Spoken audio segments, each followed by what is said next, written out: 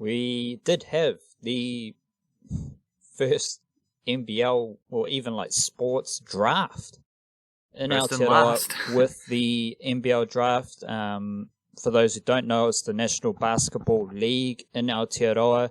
And for those who don't know, times two, basketball is one of the most popular sports in Aotearoa. And just before we get into the draft and into how the draft was packaged and just the more specific stuff around the draft wildcard, and watching the draft and having this, we both have a background knowledge of, how where basketball sits in the Kiwi sporting landscape, and it's pretty damn important to me. So I view it as like a interesting moment for basketball in Aotearoa, considering the creativity around putting together this NBL competition, considering the pandemic and all that stuff that went into creating this situation. And like, just, I think it reflects the standing of basketball in Aotearoa, where, there's a draft, there's a bit of excitement in the basketball community, and also wildcard, just when I was watching this draft, I wasn't aware of how many players from Aotearoa were part of like Australian NBL teams, like as development players or just random pickups and so on and so forth, let alone the plethora of players who go to college systems in the USA. I think there were a couple of mentions of different players spending time in Europe as well.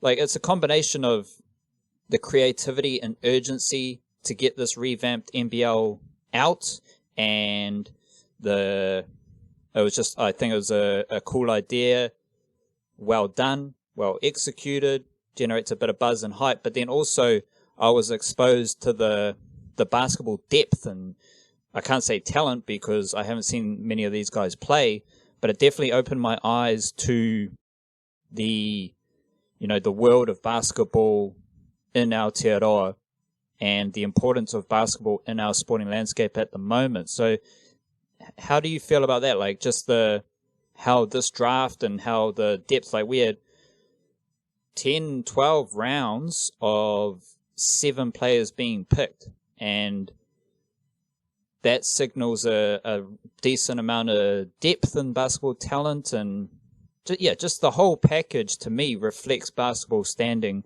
in Aotearoa, which I don't think many people pay that much attention to because it's not rugby, it's not cricket, and they kind of sleep on the growth and expansion of basketball in Aotearoa.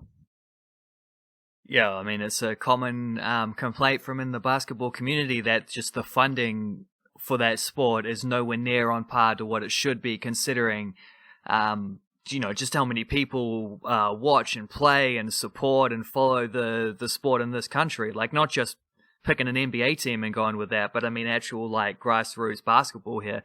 And yeah, I mean, the depth of it is pretty impressive to fill out.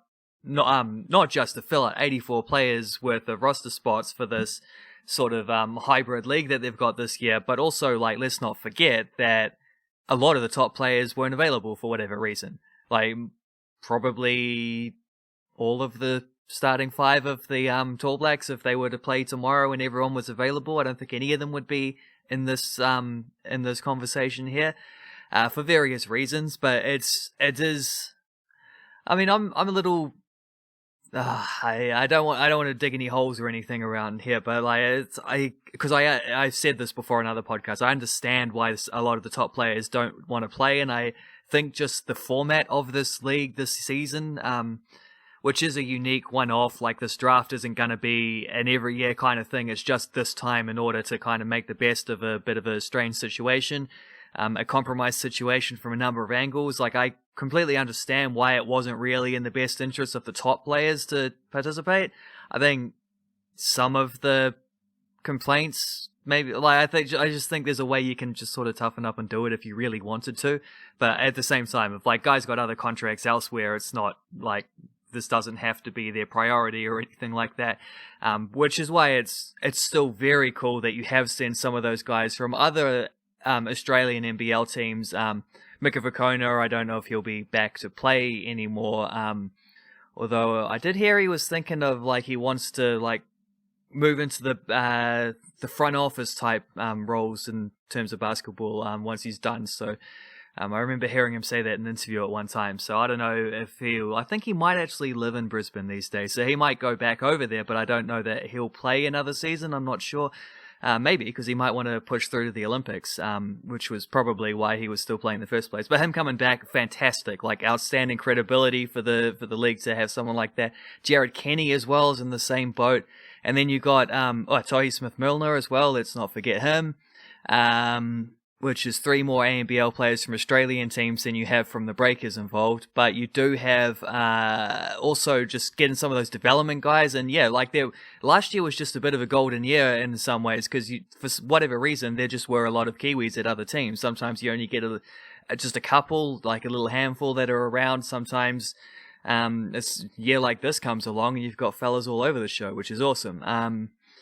Yeah, it's cool. And I think the way they've handled the draft was pretty, God, I don't know if flawless is the right word, but it was smooth and it was just done well. It was done proficiently, having just like an established, because I think absolutely crucial to this thing working was being able to do it in a sort of cinematic way, having that live TV broadcast, making an event of the draft.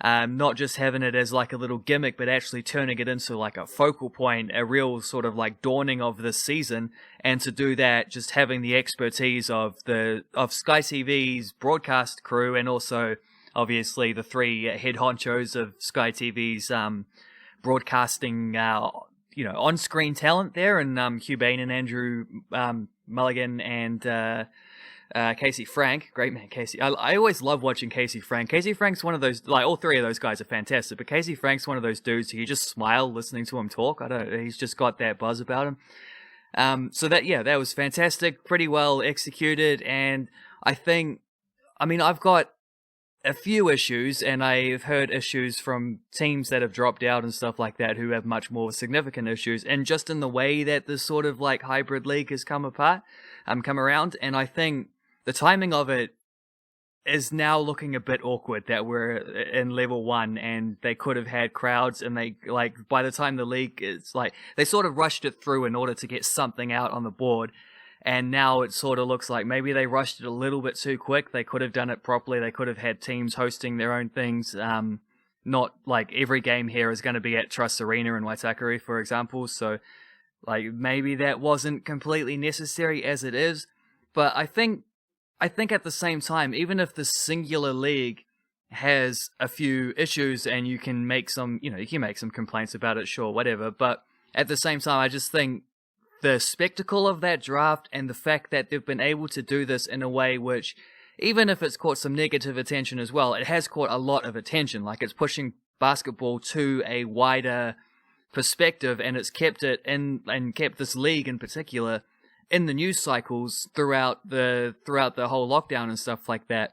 I think on the whole, you got to say that's a pretty, when it all comes out in the wash, that's going to be a pretty massive boost to the popularity, to the presence of this league within the sporting landscape of New Zealand. And I mean that can only be a great thing for, not only for all the players that we're talking about who are trying to make sort of like not fully professional, they're not getting professional contracts out of this, it's a semi-pro league, but they're getting some exposure, they're getting some prominence, and also just the league itself is getting both of those things too, which is a bloody good thing in my eyes. I think it's going to put the league in a good place, even come next year when hopefully the 3 top teams that aren't involved this time will be back and everything will be back to normal and you'll have imports and things like that. It's going to, by the time that comes around, I think you're going to have a whole lot more like new NBL fans who are going to be interested in following that, and bloody lovely to see. Yeah, you mentioned like the players who aren't there and like dramas and setting it up. I definitely toe more a line of just like, this is how it is. And I'm just happy that I'm not happy or excited that it's here. I think I just appreciate how, just what it is and how they've come to this point in offering something a little bit different. Like, I don't know, you can get it, like, I was actually thinking this about like getting into some of the details around the NBA restart, and I don't want to go too deep down this rabbit hole because it's, I don't know, it just makes my head hurt thinking about how different competitions are restarting and whatnot, but looking at the NBA restart, and like, I think a lot of those competitions in America, and Dana White and the UFC alluded to this, how difficult it is, and a lot of after hearing a couple of the details around the NBA restart, like, I'm not sure how the players are going to accept, the rules and regulations around them restarting. So it's just interesting to see different competitions coming with different urgency and different energy to get things set up. Let's get into more into the details around the players who are involved. Otago Nuggets picked Jordan Ngatai number 1. Taranaki picked Daron Rokawa in the first round as well. Manawatu picked Tom Vodonovich number 3. Nelson Giants picked Mika Vakona. Canterbury picked Jack Salt. And then Franklin picked Dominique Kalman-Poto. And the Auckland Huskies selected Isaiah Mauriahuhu Liafa. And just on that wildcard, like, some of like the difference and variety. Again, I'm not like a super basketball local knowledge guy, so I don't know many of these players, but just looking at the names, like, great cultural diversity, which also I think reflects the Aotearoa basketball community nicely. Like, there's Pākehā names, there's Māori names, there's Polynesian names. It's a beautiful thing. Who out of that first round specifically, like, what's the pick there where you're like, ooh, obviously Mika Vakona coming back, that's a bit ooh, but I'm thinking more like many of these names people don't necessarily know. So in that first round, like, what was the most interesting selection or just the player to watch out for based on that first round? I reckon, like, well, you gotta, because you had the whole pre-drafting thing as well, where if players fit a certain criteria, they could sort of like, they could agree to be drafted by a team in a whatever position ahead of time, which is a way that which is actually, I think it's a really clear, like, it's maybe my favorite part of this whole process, I guess aside from just the general exposure of it, was having that little compromise, because the reason why we're never going to have draft systems in other sports in this country is because it is kind of unfair on players to just tell them where to go, unless it's going to be like the NFL or the NBA, where it's like, well, it doesn't really matter where you go, you're going to be a millionaire within the first year, so you'll be sweet, like, deal with it. It's a little bit different if you're talking about like Super Rugby franchises or something like that, and it also undermines player development and internal player development, that kind of stuff. So it's not something you'd see elsewhere, but I think that pre-draft process found a really nice balance between those two, kind of like the usual way of doing things here, and then this sort of like glitz and glamour way of doing things for this, singular 2020 season. So, for example, like, Jack Salt was pre-selected by Canterbury, which was a very much an open secret because he'd already signed with Canterbury. He was like their star dude. They had no intention of letting him go elsewhere, and because he already had an existing contract, one of the reasons he could be pre-drafted. I think Mika Vakona was pre-drafted too, being having his Nelson heritage that made him available to them. That's like Mika Vakona playing for the Nelson Giants is awesome. That's as good as it gets. But I think the main dude who's probably the focus is then Jordan Ngatai, because he's number 1 overall. He's that's kind of like a golden tag he gets to wear for the rest of his career was that he was the number 1 overall pick in the only draft that the Kiwi NBL is ever going to have. So, and also he's got a lot to prove too, Jordan Ngatai. I'm not sure if he had been playing for Wellington Saints. I don't know if he was meant to have played for them this year. I don't know. I didn't think too deeply about that kind of stuff. But like, he's obviously also off contract with the Breakers, and he's a dude who, when he's on form, he's an absolute gun shooter, but he has to, he has to also show a few other aspects of it. And he's one of those dudes who's always played better for the Tall Blacks. And I think there's a few people who fall in that category as well. There's just something about representing the country where, and just the general, like, the Tall Blacks culture is like top tier as far as Kiwi international teams go. And that brings out the best in a lot of players. And I think Jordan Ngatai is a dude who, playing with the Otago Nuggets, first overall pick, that's going to give him a fair bit of license to be the dude, to be the guy, the top scorer, to, shoot a bunch of threes every game and just be a leading player and really show what he can do. And hopefully, for his sake, push his case towards getting another Aussie NBL contract down the line as well. Looking a bit deeper into the draft, like what was some surprising picks that perked your antenna up as well, in a positive sense? Like which players did you think were great value further down the draft?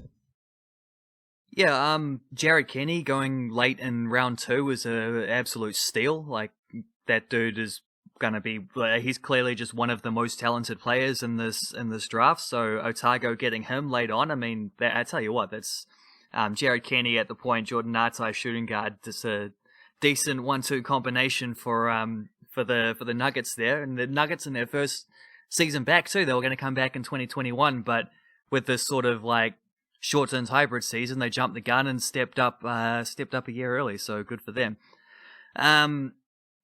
Yeah, I don't know. Everard Bartlett and Leon Henry going to the 2 Auckland teams late in round 3 is pretty good value as well. I think Tane Murray for the Auckland Huskies. Tane Murray's a dude who's just been on an absolute rise. He's still only like 18 or something like that. He'll presumably be going to college in the States soon-ish.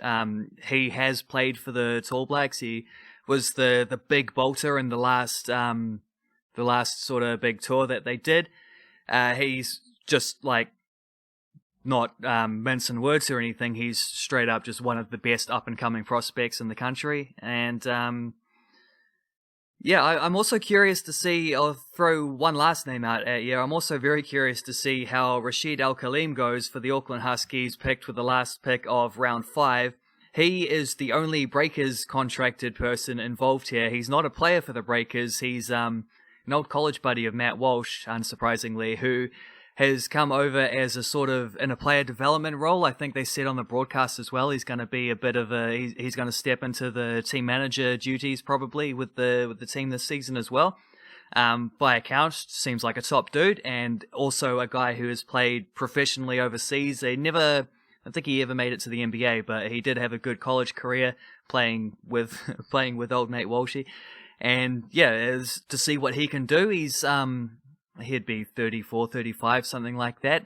See what he offers to this league will be very interesting. I don't think he's the only import in the thing. I'm not actually sure about that, but he'd be one of the few. So, and just the fact that he's a Breakers team management type who's involved in this competition is in itself reason to have a peek and see what's up. Just straight up and down, which team do you think has the best roster? I'm looking at them now, so I'm gonna have to sort of like figure this one out on my toes because I didn't see the end of the thing. I had football training, but I like what the Nuggets have got there. The Ngatai and Kenny, Chuck and Jordan Hunt as well. Where are we? Taranaki, Furukawa, Jones, Tamata, Ty Wynyard as well. That's an interesting one. 1 or 2. I like what Nelson have got. I think Nelson have got a strong team, and I think Canterbury as well should be decent. And I'm pretty interested. I think both Franklin and and the Auckland Huskies, I think they both had sort of open trail things beforehand, but I know the Huskies went pretty hard. I think both Franklin and Franklin Bulls, Auckland Huskies, I think they both had open trails beforehand, but I know the Auckland Huskies just seem to, this might just be because they're putting things out there, whereas everyone is following the same things, but the Huskies seem to be going a little harder than most on the sort of like, the more modern analytical type of approach, and they there's a couple, and they were the team that picked Rashid Al-Khalim. Isaiah Liafa with their first pick was a bit of a surprise as well. Got good value with Leon Henry, Tane Murray.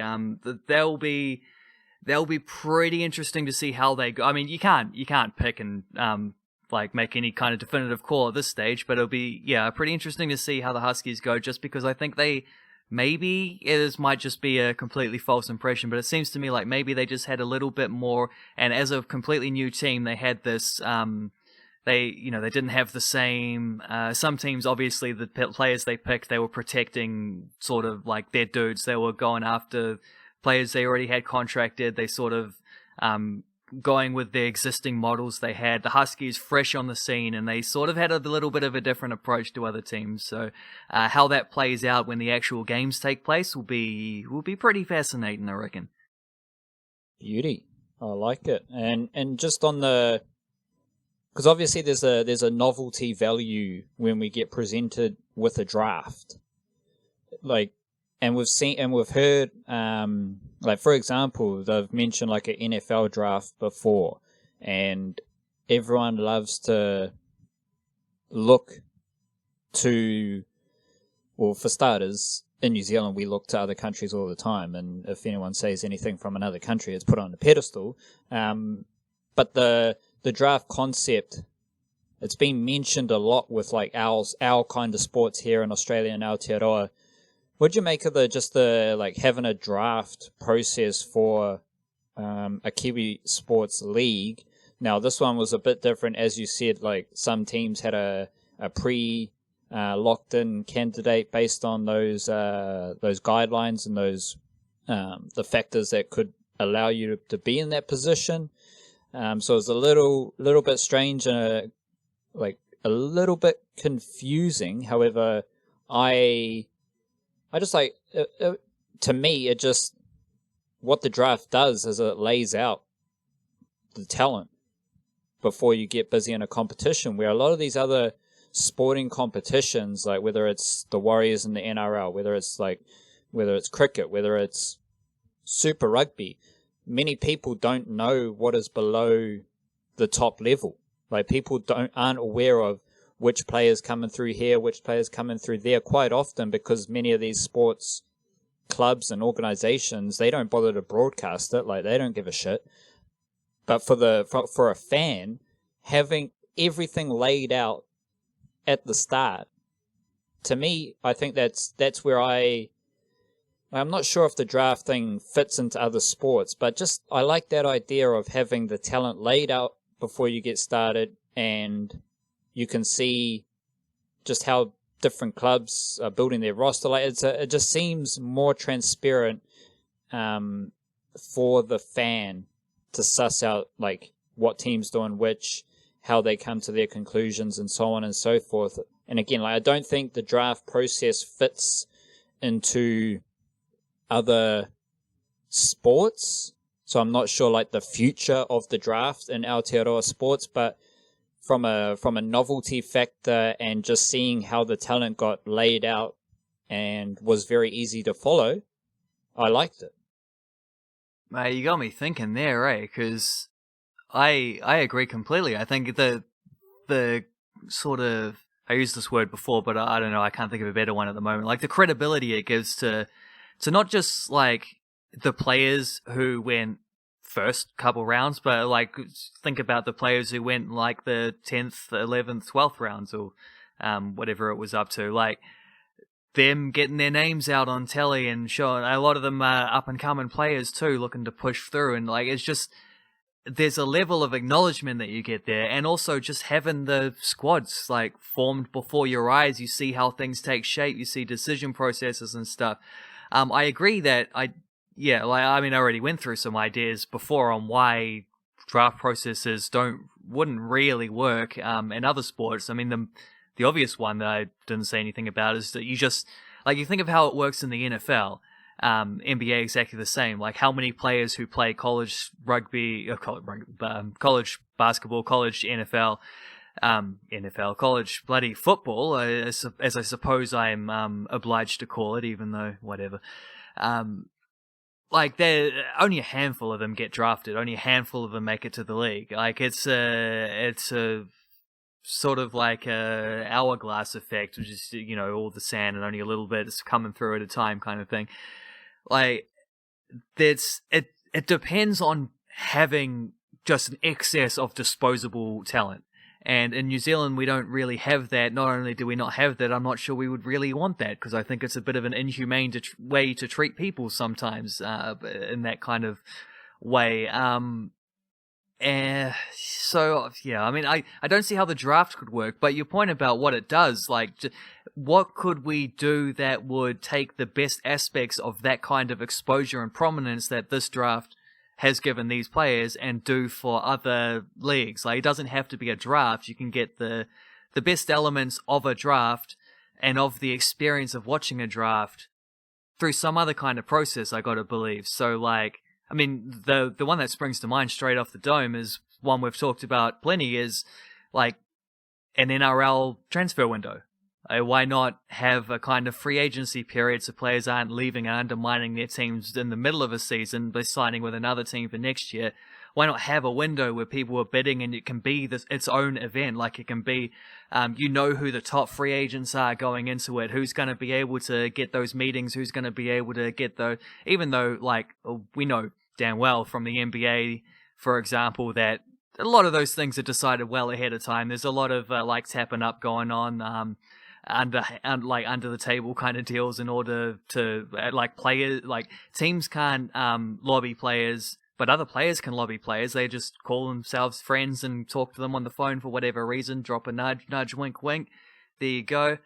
But it still is an event when the first couple days of NBA free agency come along. That's a similar thing. Like you can have little news specials talking about who the top players are leading into it, who the top players are now that they've signed places. Like Super Rugby have a little bit of this going on in terms of when they announce their squads, but it should be bigger, it should be bolder, it should be a big deal that you've gone from provincial rugby to Super Rugby. That should be like a massive graduation, and that should be like, I mean, well, rugby is all over the telly anyway, as it is. So they've probably already got a few things, and we don't really need to give rugby any